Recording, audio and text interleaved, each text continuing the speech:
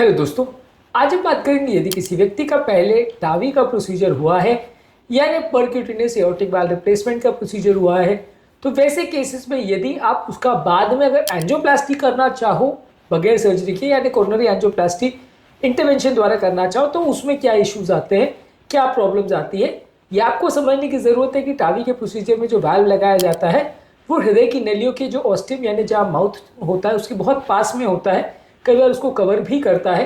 तो इसके चक्कर में आपको एंजियोप्लास्टी करना कई बार टेक्निकली चैलेंजिंग हो सकता है। तो क्या इंपॉर्टेंट इशूज़ हैं और क्या क्या चीज़ों के बारे में ध्यान रखने की ज़रूरत है, क्योंकि ये एक ऐसा चीज़ है जिसके बारे में अक्सर बात नहीं होती है। ज़्यादातर लोग इस चीज़ को इग्नोर कर देते हैं और फिर फाइनली अगर कुछ प्रॉब्लम आती है तो उसे मैनेज करना मुश्किल आता है। तो आपको समझना ज़रूरी है और पहले से इसके लिए प्रिपेयर होना ज़रूरी है कि यदि आप एंजियोप्लास्टी वगैरह ऐसा कोई प्रोसीजर प्लान कर रहे हो तो उसमें क्या टेक्निकल चैलेंजेस आ सकती है यदि किसी व्यक्ति का पहले टावी हो चुका है तो। क्योंकि ऑब्वियसली ये इस तरह का प्रॉब्लम है जो काफ़ी उम्रदराज पेशेंट में आ सकता है कि पहले आपने पेशेंट का टावी कर दिया और एक आध 2 साल के बाद पेशेंट को नली का ब्लॉकेज आ गया, एंजियोप्लास्टी की जरूरत है, तो उस समय तो आप अननेसेसरी बाईपास के लिए नहीं जा सकते। आप उस समय बाईपास के लिए जाओगे तो फिर टावी के में जो आपने ओपन हार्ट सर्जरी को बचाया था वो मात्र 25 सारा वेस्ट हो गया, क्योंकि ओपन हार्ट सर्जरी करना ही था तो वाल्व को सर्जरी द्वारा ही ट्रीटमेंट कर सकते रहे। तो ये टावी का एडवांटेज लॉस नहीं हो और एंजियोप्लास्टी हम कर पाएँ, इसके लिए क्या क्या चीज़ों पर ध्यान रखना है उस पर बात करेंगे। टॉपिक पे जाने से पहले जो लोग हमारे चैनल पर नए हैं उन्हें रिक्वेस्ट करूंगा कि चैनल को सब्सक्राइब करें, वीडियोस को लाइक करें, शेयर करें, फॉलो करें, कमेंट करें, पूरा देखें। टॉपिक इंपॉर्टेंट है, इसे एंड तक देखिएगा। चलिए शुरू करते हैं। सबसे पहले आपको समझने की ज़रूरत है कि टावी में जो वाल्व लगाया जाता है उसमें एक स्टेंट का फ्रेम होता है, वाल्व की पंखुड़ियाँ होती है, चारों तरफ एक जाली होती है। ये जाली जो है ये हृदय की नलियाँ जो कि वाल्व के हार्डली 10 से 15 मिलीमीटर की रेंज में आती है। तो वाल्व का जो स्टेंट का फ्रेम होता है वो काफ़ी बड़ा होता है, जिसकी वजह से जो ये वाल्व वहाँ पे आप बैठाते हो तो वो वाल्व जो नलियों का ऑस्टियम है जहाँ से नलियाँ चालू होती है उसको ऑब्स्ट्रक्ट कर सकता है, जिससे वहाँ कैथेटर बैठाना मुश्किल पड़ सकता है।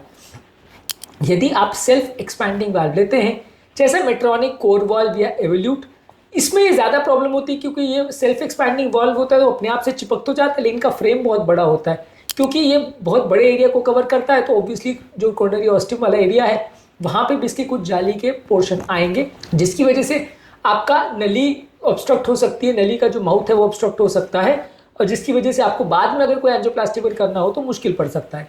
एज कंपैरिजन में जो बलून एक्सपैंडेबल वाल्व्स होते हैं जैसे एडवर्ड सेपियंस वाल्व्स है, इसका फ्रेम उतना ज़्यादा टॉल नहीं होता है, इसलिए उसमें आपको कंपैरेटिवली कम दिक्कत आती है। सेल्फ एक्सपैंडिंग वाल्व में ज़्यादा दिक्कत आती है, बलून एक्सपैंडेबल में कम आती है। सेल्फ एक्सपैंडेबल वाल्व का फ्रेम बहुत बड़ा होता है प्लस वाल्व का पोजीशन भी थोड़ा सा ऊंचा होता है एज कंपेयर टू जो एनुलस यानी जहाँ पे नॉर्मल नेचुरल वाल्व रहते हैं उससे इनके वाल्व का पोजीशन थोड़ा ऊपर रहता है, तो और नलियों के पास आ जाता है, जिसकी वजह से आपको दोबारा जब एंजियोप्लास्टी करनी पड़ती है तो दिक्कत आती है। क्या दिक्कत आती है उसके बारे में आगे बात करेंगे।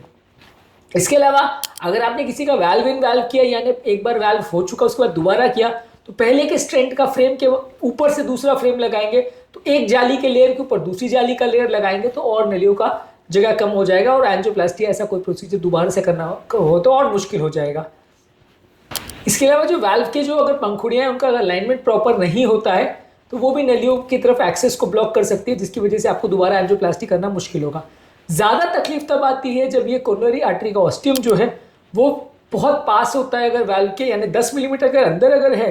कुछ कुछ लोगों में वेरिएशन आ सकता है, कुछ लोगों में ज़्यादा ऊपर होता है, कुछ लोगों में कम ऊपर होता है। अगर 10 मिलीमीटर के अंदर के रेंज में है तो ज़्यादा दिक्कत आएगी, और अगर 14 मिलीमीटर से ऊपर है यानी ज़्यादा दूर है नेचुरली तो उस पर दिक्कत नहीं आएगी। ऑब्वियसली ये कंट्रोल करना अपने हाथ में नहीं है, तो नेचुरल है कि किस व्यक्ति में वो वाल्व के कितने ऊपर बनाया हुआ है, ऊपर वाले ने कितने पास बनाया, कितना दूर बनाया, वो अपने कंट्रोल में नहीं है।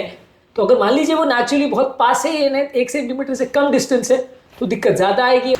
जो बलून एक्सपैंडेबल वाल्व जैसे एडवर्ड सेपियंस वाल्व में शॉर्ट फ्रेम होता है और इसमें आपको एंजियोप्लास्टी में एक्सेस ज़्यादा इजी रहता है। जो सेल्फ एक्सपैंडिंग वाल्व है जैसे मेट्रॉनिक, कोर वाल्व, एवोल्यूट, इसमें थोड़ा डिफिकल्ट होता है, इसका टॉल फ्रेम होता है, लीफलेट का पोजीशन थोड़ा ज़्यादा ऊंचा रहता है और कमीशर्स में मैन अलाइनमेंट ज़्यादा होता है। ये सारी चीज़ें मैं आज की टेक्नोलॉजी और आज क्या चीज़ें अवेलेबल है 2025 में उसके हिसाब से बता रहा हूँ। आज से 2-4 साल 5 साल के बाद हो सकता है चीज़ें चेंज हो जाए और हो सकता है टेक्नोलॉजी और डेवलप हो जाए और ये प्रॉब्लम ना आए, ऐसा हो सकता है। पर आज के डेट में क्या प्रैक्टिकल इशूज़ है वो आपको जानना ज़रूरी है। हो सकता है फ्यूचर में 5-10 साल बाद ये टेक्नोलॉजी में सिग्निफिकेंट इंप्रूवमेंट आ जाए और प्रेजेंट डे इशूज़ चेंज भी हो सकते हैं। ये सारी टेक्नोलॉजी क्या है वक्त के साथ बदलती रहती है, इसलिए ये आज के डेट में एक्यूरेट है, हो सकता है फ्यूचर में उतनी एक्यूरेट ना रहे या चीज़ें चेंज हो जाए, ऐसा हो सकता है। इसके अलावा जो पोर्टिको वाल्व या एक्यूरेट नियो या माई वाल्व आता है, इसमें अलग अलग तरह के डिजाइन के हिसाब से अलग अलग लोग को इशू आते हैं। अब इशू क्या आएगा एंजियोप्लास्टी के दौरान? सबसे पहले जब एंजियोप्लास्टी का जो आप कैथेटर नली में बिठाते हो वो ऑस्टियम पे बैठता है। अब वो ऑस्टियम यानी नली जहाँ माउथ होता है वहाँ पे कैथेटर को बैठना है। अब वहाँ पे मान लीजिए ऑलरेडी स्टेंट का फ्रेम है, स्टेंट का वाल्व का फ्रेम है, जो वाल्व का जो बाहर की जाली है उसके अगर तार वहाँ पे आ गए तो आपको कैथेटर बिठाना मुश्किल पड़ेगा। उसके लिए आपको हो सकता है कि स्पेशलाइज्ड कैथेटर लगे, ज़्यादा डीप कैथेटर बिठाना पड़े और हाथ से एंजियोप्लास्टी करना पड़े, तो इसमें आपको थोड़ा सा डिफिकल्टी ज़्यादा आ सकती है। आपका कैथेटर वो जालियों में फंस भी सकता है। ये कैथेटर फंसने की वजह से आपको उतना ज़्यादा एंजियोप्लास्टी के दौरान सपोर्ट ना मिले, ऐसा हो सकता है। और कई बार ये अगर स्टेंट्स जो वाल्व के होते हैं उसका स्ट्रट अगर बहुत ज़्यादा मुश्किल हो जाए तो उससे अगर डिफिकल्ट एंजियोप्लास्टी हो तो वो करना और ज़्यादा मुश्किल हो सकता है। और खासकर डिफिकल्ट एंजियोप्लास्टी में अगर आपको हेवी वायर, हेवी रोटाब्लेशन या ऐसा कुछ करना है तो और डिफिकल्ट हो जाएगा। मान लीजिए जितना ज़्यादा डिफिकल्ट एंजियोप्लास्टी उतना ज़्यादा आपको टेक्निकल चैलेंजेस ज़्यादा आएंगे, क्योंकि वहाँ पे सिंपल या रेगुलर पेशेंट में भी दिक्कत आती है। तो यहाँ तो बीच में एक स्टेंट का स्ट्रट भी आ रहा है तो वो उसमें और व्यवधान उत्पन्न कर सकता है, आपके लिए प्रोसीजर करना और मुश्किल कर सकता है। इसके अलावा अगर आप कैथेटर उसमें अगर लगाते हो और बाई चांस अगर कैथेटर स्ट्रट्स में जाके फंस गया, कई बार ऐसा हो सकता है कि आप जब कैथेटर बिठा रहे हो स्ट्रट्स में चला जाता है और जब आप वापस निकालने की कोशिश करते हो तो वो कई बार स्ट्रट्स को भी थोड़ा सा मूव कर सकता है या खींच सकता है, जिसकी वजह से वाल्व अपनी जगह से डिस्प्लेस हो सकता है और इससे भी कई बार प्रॉब्लम आ सकती है। इसके अलावा कई बार जब बलून डायलेशन वगैरह आप करते हो तो वाल्व को थोड़ा डैमेज भी कर सकता है, यानी टावी का वाल्व थोड़ा बहुत डैमेज भी हो सकता है। इसके अलावा कई बार अगर ऐसा हो सकता है कि टावी का जो फ्रेम आपने लगाया उसमें अगर कुछ कचरा है या उसमें अगर कोई क्लॉट बन गया तो वो नलियों का ब्लड फ्लो को भी कॉम्प्रोमाइज कर सकता है। इसके अलावा कई बार जो है अगर ये एंजियोप्लास्टी के दौरान नलियों में स्पाज्म आने का चांस या नलियों में क्लॉट बनने का चांस भी थोड़ा ज़्यादा रहता है। तो ओवरऑल जो अगर वाल्व वाला पेशेंट है उसमें एंजियोप्लास्टी करने के दौरान भी और उसके बाद भी प्रॉब्लम ज़्यादा आती है। इसको इम्प्रोवाइज करने के लिए क्या कर सकते हैं? पहले तो ये कि इसको पहले से आप प्लान आउट कर लीजिए और अगर पहले से अगर आपको कुछ एंजियोप्लास्टी की ज़रूरत तुरंत में है तो पहले उसको फिनिश कर लीजिए, फिर टावी करिए, नहीं तो बाद में आपको दिक्कत आएगी। और उसमें वाल्व को आप उस तरह से प्लान करिए कि पहले से आप जो कोरोनरी आर्टरी का ऑस्टिया कितना दूर है वाल्व से उसके हाइट को प्रॉपर्ली मेजर कर लीजिए और उसके हिसाब से वाल्व को सिलेक्ट करिए। अगर मान लीजिए वाल्व बहुत पास है ऑस्टिया के तो फिर आपको वैसा वाल्व सिलेक्ट करना पड़ेगा जो बहुत छोटे साइज का हो, जो थोड़ा डिस्टेंस मेंटेन कर सके। इसके अलावा आपको कमिशर जो वाल्व के पंखुड़ियाँ होती है उसको प्रॉपर अलाइन करना पड़ेगा, वो प्रॉपर अलाइनमेंट का ध्यान रखना पड़ेगा ताकि बाद में आपको एंजियोप्लास्टी करने में दिक्कत ना आए। इसके अलावा एंजियोप्लास्टी के दौरान कुछ एडवांस गाइड एक्सटेंशन कैथेटर्स रहते हैं, उससे आपको थोड़ा ज़्यादा फायदा मिल सकता है। हाथ से एंजियोप्लास्टी करने में थोड़ा ज़्यादा फायदा मिल सकता है एज कम्पेयर टू पैर से एंजियोप्लास्टी। इसके अलावा जब आप एंजियोप्लास्टी का स्टेंट प्लेस कर रहे हो तो ध्यान रखिए कि वो कहीं आपके वाल्व के स्ट्रट्स के साथ कहीं हिट तो नहीं हो रहा, टच तो नहीं हो रहा, वो थोड़ा ध्यान रखिए। और एंजियोप्लास्टी के दौरान आप इंट्रावैस्कुलर अल्ट्रासाउंड या ओसीटीसी जैसी इमेजिंग टेक्निक्स का प्रयोग कर सकते हैं, जो कि आपके स्टेंट की पोजीशनिंग को ज़्यादा बेटर वे में गाइड करे और दोबारा प्रॉब्लम्स आने के चांस थोड़े कम हो जाए। इसके लिए आप इसका प्रयोग कर सकते हो। अगर बहुत ज़्यादा अगर स्टेंट में ऑब्स्ट्रक्शन हो रहा है और तकलीफ बहुत ज़्यादा आ रही हो, अगर इमरजेंसी एंजियोप्लास्टी करनी है तो आपको वाल्व के लीफलेट्स को स्प्लिट करना पड़ सकता है, जिसको बेसिलिका प्रोसीजर बोलते हैं, जिसको हमने एक अलग वीडियो में डिस्कस किया है। ये सारे लोगों में आपको ज़्यादा मॉनिटरिंग भी रखनी पड़ती है और ज़्यादा ध्यान भी रखना पड़ता है, क्योंकि इस तरह के पेशेंट्स में प्रॉब्लम आ सकती है।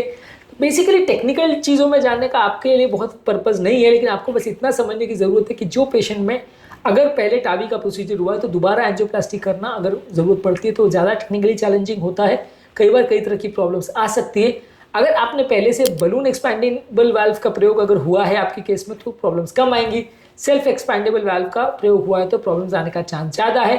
ज़्यादा अच्छी प्लानिंग इसके लिए होनी चाहिए। यदि अगर ब्लॉकेज है तो पहले से उसकी प्लानिंग होनी चाहिए कि दोबारा एंजियोप्लास्टी करना पड़े तो प्रॉब्लम्स ना आए। इसके अलावा ज़्यादा प्रॉपर टेक्निक के साथ, ज़्यादा इमेजिंग टेक्निक्स के साथ में और ज़्यादा एडवांस कैथेटर्स का प्रयोग करके एंजियोप्लास्टी को ज़्यादा ईजी और अच्छा बना सकते हैं। कभी कभार किसी किसी व्यक्ति को एंजियोप्लास्टी के दौरान भी प्रॉब्लम आ सकती है, स्टेंट में तकलीफें आ सकती है, इसके लिए थोड़ा प्रिपेयर रहने की ज़रूरत है। और अगर चीज़ों को पहले से प्लान किया जाए तो इसको प्रॉब्लम्स को आप पहले से रिड्यूस कर सकते हो। टॉपिक का डिस्कशन करने का पर्पज़ ये है कि ये भी एक इम्पॉर्टेंट कंसिडरेशन है जिसको दिमाग में रखने की ज़रूरत है। ऐसा नहीं है कि टावी करने के बाद कभी कोई दिक्कत नहीं आती और उसके बाद सब कुछ रोज़ी पिक्चर ही आता है और कभी ज़िंदगी में दिक्कत नहीं आती, वैसा नहीं है। सारी चीज़ों के बारे में पहले से प्लान होना चाहिए, सारी चीज़ों के बारे में पहले से पता होना चाहिए। ऑब्वियसली सारी चीज़ों को पेशेंट प्लान नहीं कर सकता, डॉक्टर ही करेगा, लेकिन ये है कि पेशेंट को भी थोड़ी बहुत अगर इसके बारे में जानकारी हो तो एटलीस्ट डिस्कशन हो सकता है। क्योंकि बाद में अगर कभी कोई प्रॉब्लम आती है और डॉक्टर ने उसके लिए पहले से प्लान नहीं किया है तो फिर बड़ा दिक्कत हो जाती है। अगर पेशेंट को भी सिग्निफिकेंट अवेयरनेस उसके बारे में है और वो पहले से डॉक्टर से डिस्कस करता है तो चांसेस अच्छे हैं कि डॉक्टर उसको बेटर वे में डील कर पाएगा और प्रॉब्लम्स होने के चांस थोड़े कम हो जाएंगे। उम्मीद करूँगा कि आज के टॉपिक में कुछ नई बातें जानने को मिली होगी। जो लोग हमारे चैनल पर नए हैं उन्हें रिक्वेस्ट करूँगा कि चैनल को सब्सक्राइब करें, वीडियोज़ को लाइक करें, शेयर करें, फॉलो करें, कमेंट करें पूरा।